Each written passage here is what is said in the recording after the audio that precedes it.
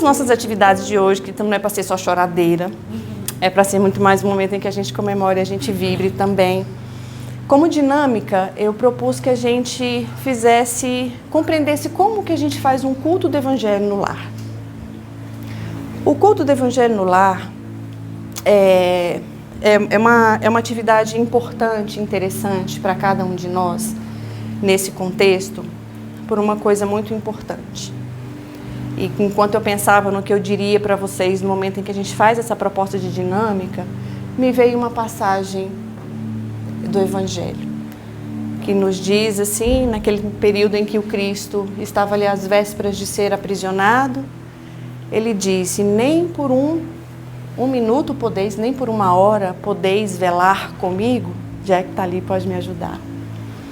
Então, quando o Cristo diz nem por uma hora podeis velar comigo, diz respeito ao momento em que os discípulos ainda dormiam.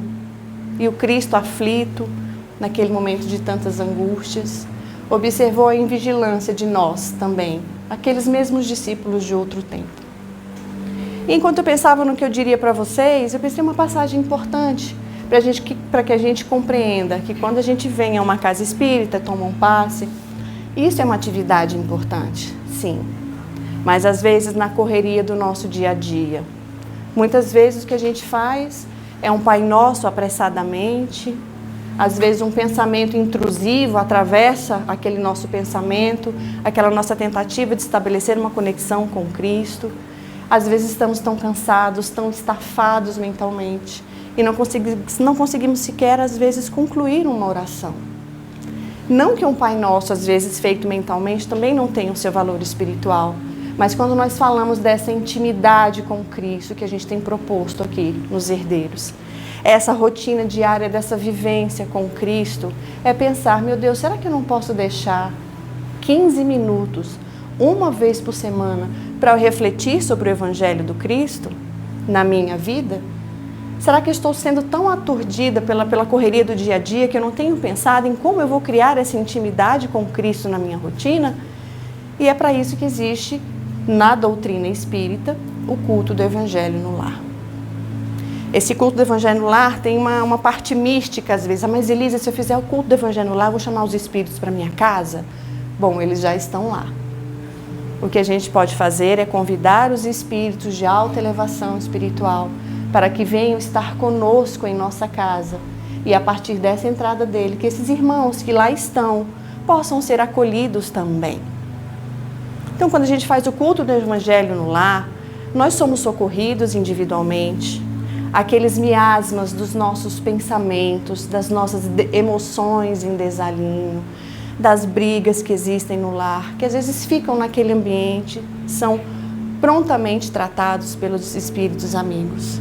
E de repente a nossa saúde melhora, a gente observa uma pacificação nas nossas relações, os nossos filhos dormem melhor, observamos uma alegria em viver, porque a gente já aprendeu aqui nos Herdeiros que nós atraímos espíritos que têm sintonia emocional e psíquica conosco. Então, se estamos tristes, provavelmente haverá em nosso lar espíritos igualmente tristes. E quando você faz o Evangelho, você oportuniza que você se ouça e que aqueles espíritos que lá estão em sintonia com você também recebam essa palavra. Ou seja, a sua casa se torna um pronto-socorro espiritual. Primeiro para você, porque nós somos os primeiros beneficiados com o culto do Evangelho no lar. E em segundo lugar, todos os irmãos que porventura nos acompanham, não por maldade, às vezes simplesmente por ignorância das leis espirituais. E tudo pode melhorar nesse contexto. Então, quando a gente tem a ideia do Evangelho no lar, não é para que a gente se torne um letrado no assunto, não é para que a gente compreenda profundamente o Evangelho, porque existem passagens que eu leio no Evangelho e eu não compreendo ainda. Talvez porque eu não tenha vivenciado isso na minha vida íntima, talvez porque eu não tenha vivenciado aqui na experiência com vocês, e por diversos outros motivos, existem trechos que a gente não vai compreender naquele momento. Às vezes falta maturidade espiritual em nós, às vezes falta maturidade psicológica, em termos de experiência, de vivência, para a gente conseguir integrar tudo e estar tudo bem. A ideia não é que a gente faça uma interpretação das escrituras segundo os sábios, segundo os melhores palestrantes espíritas, ou um padre que a gente gosta, ou um pastor que a gente gosta, ou mesmo um pai de santo que a gente gosta, porque aqui nós somos universalistas. A ideia do Evangelho é o que eu reflito quando eu leio essa passagem, como ela ressoa em mim, o que ela me ensina, o que esse trecho diz para mim no momento de vida que eu posso estar passando naquele instante. O Evangelho conversa conosco. Ele sempre traz um recado salutar, às vezes, quando a gente abre ele aleatoriamente, nos dizendo aquilo que a gente precisa aprender naquele nosso momento de vida. Então a intenção é o que esse Evangelho traz para mim. Como é que eu percebo isso na minha vida? Como eu interpreto, como a Ana, como o Jack, como a Daisy, como o Renan, como todos nós aqui. Como esse Evangelho ressoa em mim. O que é que ele me traz? O que é que ele me ensina? Então essa é a proposta, às vezes, do culto do Evangelho no lar. Não é nós nos transformarmos em grandes estudiosos, mas sim pessoas que vivenciam aquela experiência do Evangelho naquele dia, naquela hora, naquele momento. Nessa comunhão com Cristo que a gente se propõe. Então, quando a gente fala de Evangelho no lar, querida, que bom ter você aqui.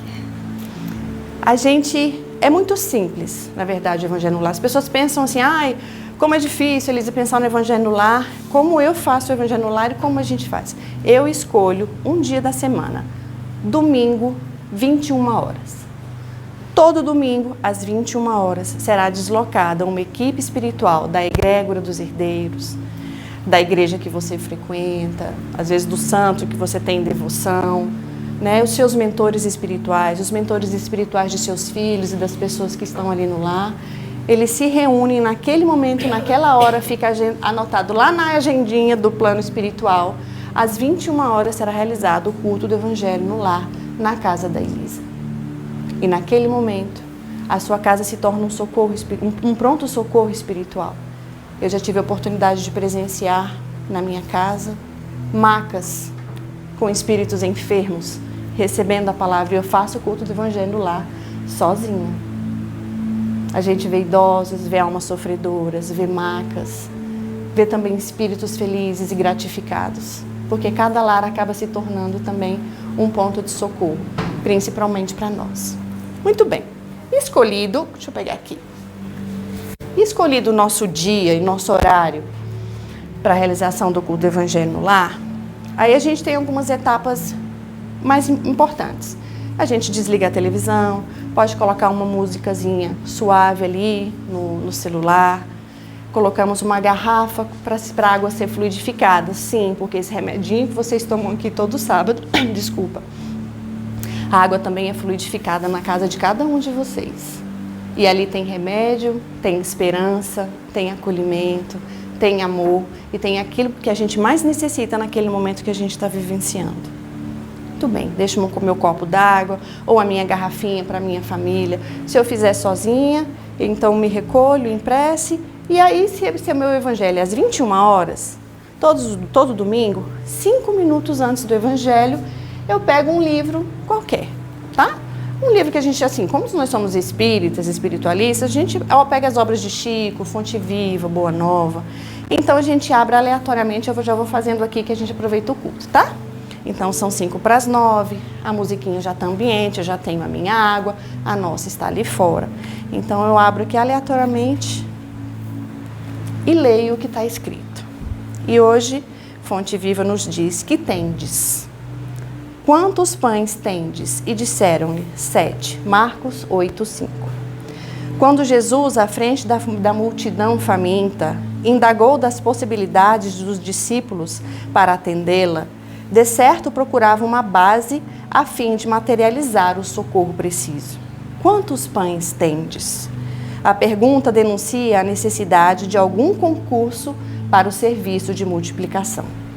Conta-nos o evangelista Marcos que os companheiros apresentaram-lhe 7 pãezinhos, dos quais se alimentaram mais de 4.000 pessoas, sobrando apreciável quantidade. Teria o mestre conseguido tanto se não pudesse contar com recurso algum? A imagem compele-nos a meditar quanto ao improviso de nossa cooperação, para que o celeste benfeitor nos felicite com seus dons de vida abundante. Poderá o Cristo edificar o santuário da felicidade em nós e para nós, se não puder contar com os alicerces da boa vontade em vosso coração? A usina mais poderosa não prescinde da tomada humilde para iluminar um aposento. Muitos esperam o milagre da manifestação do Senhor, a fim de que lhe sacie a fome de paz e reconforto, mas a voz do Mestre no monte continua ressoando inesquecível. Que tendes? Infinita é a bondade de Deus. Todavia, algo deve surgir do nosso eu em nosso favor. O Evangelho é o nosso eu em nosso favor. Em qualquer terreno de nossas realizações para a vida mais alta, apresentemos a Jesus algumas reduzidas migalhas de esforço próprio. O que são 15 minutos uma vez por semana, se não o nosso esforço próprio? Né? Então, ofereça a Jesus essas migalhas de esforço próprio e estejamos convictos de que Deus fará o resto. Fiz a leitura, muito bem. Terminei a minha leitura. A gente pode, e aproveito para convidá-los também. Aí nesse momento a gente faz uma prece simples. Fechamos os olhos, elevamos o nosso pensamento a Jesus, convidamos os nossos mentores espirituais e amigos espirituais para o culto do Evangelho aqui no nosso lar, no Herdeiros da Luz. Amado Mestre, te rendo graças por mais este dia, pela oportunidade de celebrarmos em comunidade e junto a pessoas tão queridas o primeiro ano de existência do Herdeiros da Luz Centro de Assistência Espiritual. Obrigada por teu amor, de hoje e sempre, assim seja. Fizemos a prece, certo? Aí algumas pessoas, Elisa, mas aí eu não sou espírita, o Evangelho segundo o Espiritismo é muito difícil para eu compreender. Você tem a Bíblia? Abra um trecho da Bíblia. Elisa, eu não tenho uma fonte viva, mas tem aqueles pensamentos diários, Aninha? Minutos de sabedoria, alguma coisa que sirva simplesmente de base para as nossas reflexões. E tem online, a Aninha aqui atualizando. Muito bem, então estou com a minha água, li um trechozinho ali para a gente aquecer os tambores, né? Para os espíritos também dizerem, eita, nós estamos atrasados? Não estamos atrasados, mas a Elisa já está começando. Então a gente pode pegar o Evangelho segundo o Espiritismo, né? Que, assim, o Evangelho segundo o Espiritismo é a visão dos espíritos sobre o Cristo, sobre a vida dele. E o Evangelho segundo o Espiritismo em nada contradiz o que o Cristo ensinou em qualquer outra fé. Né? Então, para a gente deixar, para as pessoas que vão assistir a nossa palestra eventualmente, em outros estados, compreenderem que é apenas a visão dos espíritos superiores sobre esse mestre, esse amigo, esse irmão mais velho que vem nos acolher. Eu tive uma experiência com o Evangelho, eu quis ler do começo ao fim o Evangelho. Eu fazia todo domingo, 21 horas, com uma variação ou outra, e eu levei 9 anos e 2 meses para concluir o Evangelho como um todo. E grande parte das palestras que eu aqui proponho a vocês aos sábados nasce das minhas reflexões, de como o Evangelho me tocou naquele ponto e eu falo, cara, que interessante. Talvez eu possa levar essa minha reflexão para o meu público. De repente alguém se identifica também com isso. Muito bem, então vamos abrir aqui aleatoriamente e vamos ver o que o Evangelho nos diz, que não seja nenhum sapo mediúnico no dia do nosso aniversário. Aí a gente abre aleatoriamente e o capítulo saiu. Fora da caridade não há salvação. O que é preciso para ser salvo? Parábola do bom samaritano. Aí eu gosto de ler aqui. Eles falam aqui, ó. Toda a moral de Jesus se resume na caridade e na humildade. Quer dizer, nas duas virtudes contrárias ao egoísmo e ao orgulho. Em todos os seus ensinamentos, ele mostra essas virtudes como sendo o caminho para a felicidade eterna. Bem-aventurados, disse ele, os pobres de espírito, quer dizer, os humildes, porque deles é o reino dos céus. Bem-aventurados os que têm puro o coração. Bem-aventurados os que são brandos e pacíficos. Bem-aventurados os que são misericordiosos. Amai o vosso próximo como a vós mesmos. Fazei aos outros o que quereris que vocês fizessem. Amai os vossos inimigos. Perdoai as ofensas se quiseres ser perdoados. Fazei o bem sem ostentação. Julgai a vós mesmos antes de julgar aos outros. Humildade e caridade. Eis o que não cessa de recomendar. E ele mesmo dá o exemplo. Orgulho e egoísmo, eis o que não cessa de combater. Mas faz mais do que recomendar a caridade. Coloca claramente e em termos explícitos como a condição absoluta da felicidade futura. Aí a gente para pensar. Eu vou convidar vocês. Quem quiser ficar à vontade para expor. O que aqui Jesus traz para a gente uma das parábolas mais importantes, nos dizendo que fora da caridade não há salvação. Como eu, Elisa, interpreto essa passagem? Talvez com o olhar de quem não pensa apenas na caridade material, mas na caridade espiritual. Na caridade não só de quem dá o pão, o cobertor, de quem contribui financeiramente, mas também de quem abraça, de quem cura uma ferida, de quem ouve com afeto e todas as outras formas de caridade que cada um de nós, dentro dos nossos talentos, podemos oferecer às pessoas que nos cercam.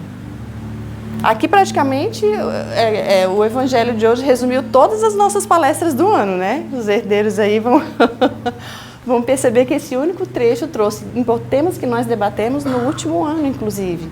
O perdão, o conceito de felicidade na dimensão ainda do que nos falta. Então, quando eu penso em caridade, seja isso. Será que eu estou observando a caridade em todos os aspectos da minha vida? Em alguns eu reflito, em alguns eu já tenho consciência que sim. Em outros, o Evangelho não está tão vivo em mim ainda quanto eu gostaria. E como eu posso exercitar isso? Aí você reflete. Então, sou eu refletindo comigo. Ótimo. Então, assim, eu não estou sendo caridosa em alguns outros aspectos da minha vida. Como eu posso melhorar?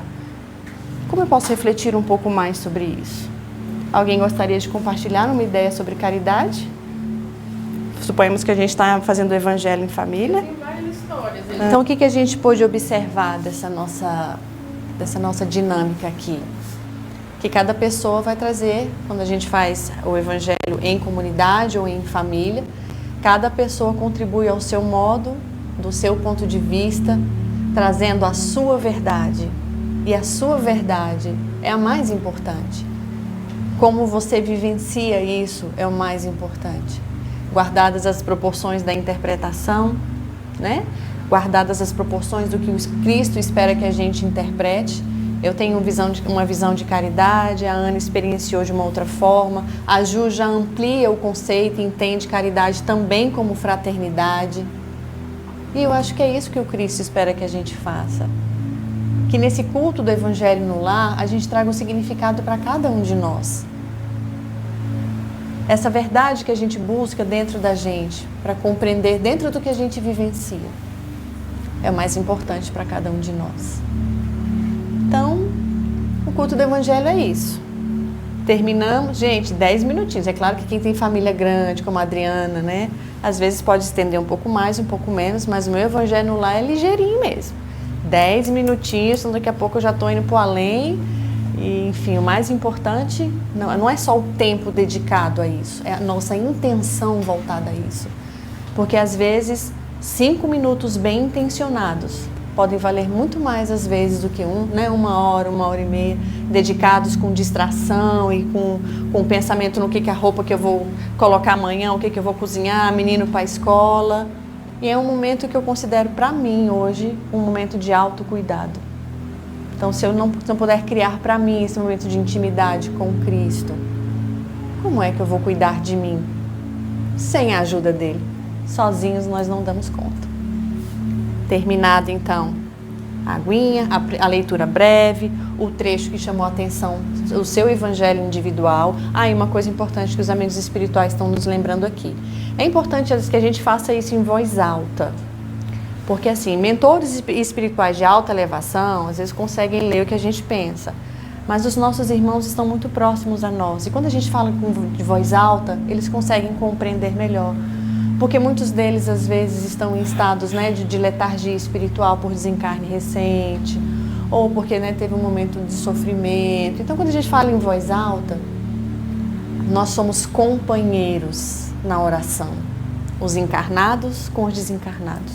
É tipo, no meu caso, é conversar sozinha, mas nunca sozinha, porque eu sei que eles estão lá esperando que eu reflita, mesmo que a reflexão seja minha, mesmo que ela seja íntima, isso pode alcançar o irmão de alguma forma. E quando a gente fala alto, ele tem oportunidade de ouvir também. Muito bem, lemos o Evangelho, Fonte Viva, Evangelho no Lar, fizemos as nossas reflexões por 5 minutos. O que eu faço em seguida, Elisa? É o que a gente vai fazer agora. Fechamos os olhos, elevamos o nosso pensamento a Jesus e agradecendo a sabedoria do Evangelho, que nos traz a caridade como lema supremo que o Cristo veio nos ensinar. Essa caridade em suas múltiplas formas. Obrigada, Senhor, por nos ensinar tanto. E faz-me enxergar aquele aspecto na minha vida em que a caridade e a fraternidade ainda não me alcançaram. Que eu possa também ser instrumento da Tua boa vontade, do Teu amor infinito e da Tua glória nas minhas relações.